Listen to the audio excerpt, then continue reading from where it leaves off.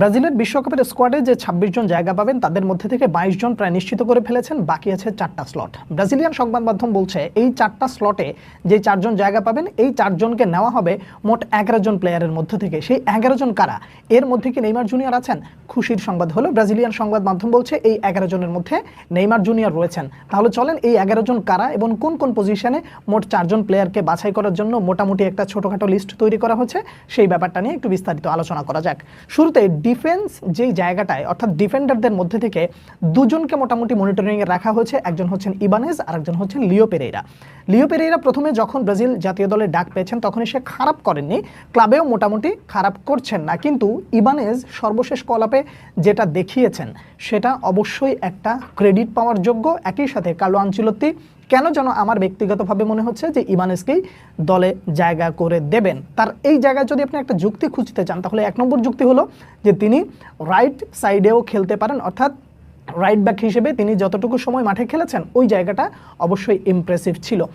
Carlo আনচেলত্তির বিশ্বকাপের স্কোয়াডে right back পজিশনে আপনি সবসময় মিলিতাওকেই দেখতে পারেন কিংবা ব্যাকআপ হিসেবে আপনি ওয়েসলিকেও দেখতে পারেন, কিন্তু ইবানেজ যদি ওই জায়গায় থাকে তাহলে ডিফেন্ডারের পাশাপাশি একজন রাইট ব্যাক পাওয়াটা এটা ব্রাজিলের জন্য একটা প্লাস পয়েন্ট হবে। এই জন্যই আমি ব্যক্তিগতভাবে মনে করছি কার্লো আনচেলত্তি হয়তোবা ইবানেজকেই নেবেন। এবার চলে আসেন মিডফিল্ডে, তাহলে দুজনের নাম বলে ফেললাম, একজন হচ্ছেন ইবানেজ আর একজন হচ্ছে লিও পেরেইরা। এবার আসেন মিডফিল্ড পজিশনে, এই জায়গায় 3টা নাম প্রকাশ করা হয়েছে, তারা হলেন Andre Santos, Lucas Paqueta, Gabriel Sara. এই 3 জনের মধ্যে থেকে একজনকে যদি আপনি আমাকে বাছাই করে নিতে বলেন বর্তমানে এবং ভবিষ্যতের কথা বিবেচনা করে আমি আন্দ্রে সান্তোসকে এগিয়ে রাখবো, কিন্তু যদি বিশ্বকাপের এক্সপিরিয়েন্সের কথা বলেন তাহলে লুকাস পাকেতা এগিয়ে থাকবে। সিজনের শেষ পর্যন্ত কে ফর্মে থাকে কাকে বাছাই করে নেয় সেটাই দেখার বিষয়। আপনি হলে কাকে বেছে নিতেন সেটা অবশ্যই জানাবেন। একই সাথে এটাও জানিয়ে রাখি ব্রাজিলের যে মিডফিল্ড হবে সেটা এক প্রকার নিশ্চিত হয়ে গেল, সেটা আন্দ্রে সান্তোস হোক, কিন্তু এর বাইরে যে 4 জন রয়েছে সেই 4 জন অনেকটা নিশ্চিত।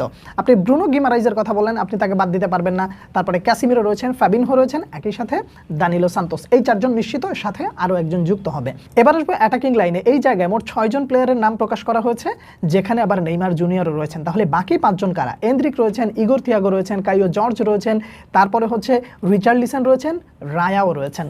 এই যে নামগুলো বললাম এই নাম থেকে আপনাকে যদি 2 জন বেছে নিতে বলা হয় তাহলে আপনি, আমি বা সবাই বা যারা ব্রাজিলের সাপোর্ট করে, যারা ব্রাজিলের সাপোর্ট নাও করে তারাও অন্ততপক্ষে সবার আগে একটা নাম নেবে, নেইমার জুনিয়র। তাহলে বাকি থাকলো আর একটা, কিন্তু 2 জন মানুষের উপরে বোধহয় নাইনসাফি করতে হতে পারে যে এখন কি করবেন।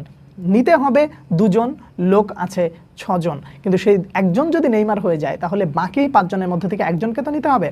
সেই জায়গা থেকে আপনি যদি এই মুহূর্তে বলেন যে এন্দ্রিক নাকি ইগোর থিয়াগো, আপনি কাকে এগিয়ে রাখবেন? এই জায়গাটায় একটা ভালো ম্যাসাকার তৈরি হতে পারে। তবে আমি একটু বিষয়টা বিস্তারিত খুলে বলি, আপনি আসলে বোঝার চেষ্টা করবেন বা আমি সক্ষম হব আপনাকে বোঝাতে। সিজনের শেষ পর্যন্ত আমাকে প্রত্যেককেই অপেক্ষা করতে হবে, এটাও যেমন সত্য, একই সাথে স্কোয়াড ঘোষণার আগ পর্যন্ত প্রত্যেককেই ফিট থাকতে হবে। যদি ধরেন নেইমার আনফিট অবস্থায় পড়ে যায় বা নেইমারকে যদি ফিটনেসের ইস্যুতে যদি নেইমারকে সরিয়ে রাখা হয় তাহলে 2 জন ব্যক্তি একেবারে মুখস্থ পছন্দ, সেটা হচ্ছে এন্দ্রিক আর হচ্ছে ইগোর থিয়াগো, এই 2 জনই চান্স পাওয়ার সম্ভাবনা আছে। যদি নেইমার হয় তাহলে এই 2 জন থেকে যে কোনো একজন পড়ে যেতে পারে, এটা আমি ব্যক্তিগতভাবে মনে করি। আরও একটা জিনিস একটু যুক্ত করে দেই, সেটা হলো এস্তেভাও যেখানে ইনজুরির সাথে ইনজুরিতে পড়ে গেছেন, বিশ্বকাপের আগে ফিট হয়ে আসার কথা মোটামুটি আমরা যতটুকু জানতে পেরেছি বা আপনাদেরকে যতটুকু জানানোর চেষ্টা করেছি হয়তো বা জেনেছেন। বিশ্বকাপে যদি কোনো রকম হিতে বিপরীত হয় তাহলে স্ট্যান্ড বাই যে তালিকাটা হবে সেই স্ট্যান্ড বাই তালিকাটা এই 11 জনের মধ্যে থেকে মোটামুটি একটা লিস্ট করা হতে পারে, যেই জায়গায় যদি কেউ ইনজুরির কারণে বিশ্বকাপে অংশগ্রহণ করতে না পারে বা বিশ্বকাপ যদি অনিশ্চিত হয় তাহলে সেই জায়গায় অন্য কেউ আসতে পারে। এখন এস্তেভার নামটা এই জন্য নিলাম যে তিনি বিশ্বকাপের আগে ফিট হয়ে আসবেন, বাই এনি চান্স যদি কোনো রকম হিতে বিপরীত হয় তাহলে সেই জায়গায় রায়া জায়গা পেয়ে যেতে পারেন, এটা আমার ব্যক্তিগতভাবে মনে হয়। ওভারঅল আপনার সামনে যা তুলে ধরলাম, এই জায়গায় আপনি বেছে নেবেন মাত্র 4 জনকে আর বাকিদেরকে রাখতে হবে। আপনার বেছে নেওয়া 4 জন কারা হতে পারে, কেন আপনি তাদেরকে বেছে নিলেন সে ব্যাপারে বিস্তারিত জানাবেন পরবর্তী ভিডিওতে। আবার আপনাদের সঙ্গে দেখা হচ্ছে, সে পর্যন্ত অনেক অনেক ভালো থাকবেন। আল্লাহ।